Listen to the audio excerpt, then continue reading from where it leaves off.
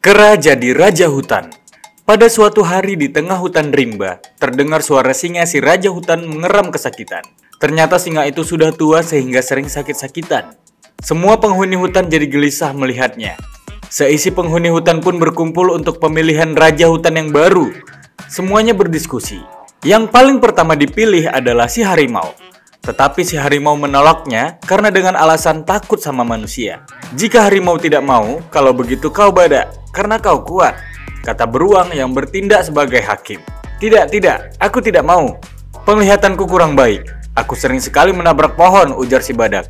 Mungkin yang pantas kau saja gajah yang jadi raja, karena badanmu paling besar di sini, kata beruang lagi.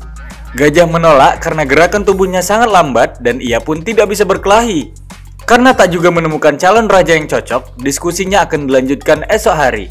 Saat semua binatang akan bubar, tiba-tiba dari arah belakang seekor kera berteriak dan berkata, "Tunggu, bagaimana jika manusia saja yang menjadi raja?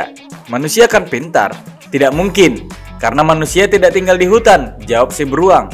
"Kalau begitu, coba lihat aku. Aku mirip dengan manusia, dan cocok menjadi raja kan?" ujar si kera. Dan setelah berdiskusi, akhirnya disepakati kalau kera yang akan menjadi raja hutan yang baru. Tetapi setelah kera menjadi raja, ternyata tingkah lakunya sama sekali tidak seperti seorang raja. Kerja si kera hanya malas-malasan. Binatang yang lain pun merasa kesal, dan yang paling kesal terhadap kera adalah si musang. Suatu hari, si musang pun menghadap raja. Dia hendak mengajak ke sebuah tempat yang terdapat banyak sekali makanan. Raja kera pun senang dan dia bersedia ikut dengan si musang.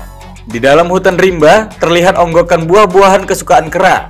Karena sifatnya yang tamak, kera langsung menyergap buah-buahan kesukaannya. Ternyata, si kera kena jebakan yang sudah disiapkan si musang. Dia pun langsung terperosok ke dalam lubang tanah.